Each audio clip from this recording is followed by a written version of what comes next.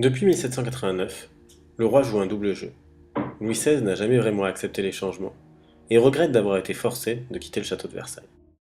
Dans la nuit du 20 au 21 juin 1791, le roi tente de quitter le pays pour rejoindre les armées des autres rois absolus étrangers.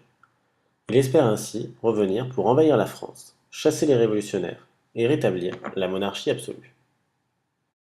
Mais il est reconnu et arrêté dans l'est de la France, à Varennes. À partir de ce moment, les Français n'ont plus confiance en lui et le considèrent comme un traître. Ils se permettent même de le caricaturer en cochon. L'image du roi est donc désacralisée.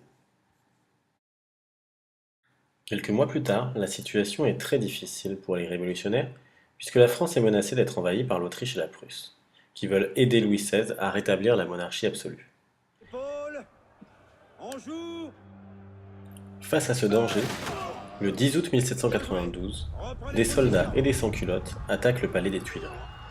Le roi et sa famille sont arrêtés et emprisonnés. La monarchie est alors suspendue par les députés.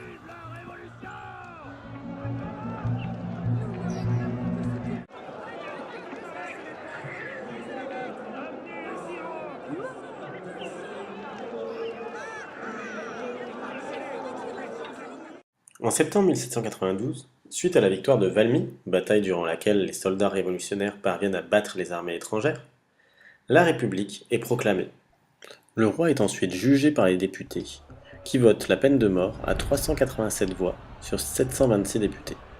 Le 21 janvier 1793, le roi est guillotiné sur la place de la Révolution, qui s'appelle aujourd'hui place de la Concorde.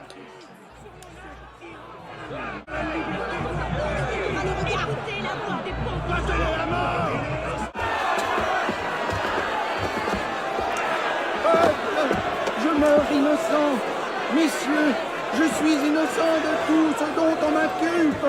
Je souhaite que mon sang puisse cimenter le bonheur des Français. Alors que le roi Louis XVI était très apprécié en 1789, ses trahisons et sa tentative de fuite à l'étranger l'ont amené sur l'échafaud, seulement 4 ans après le début de la Révolution.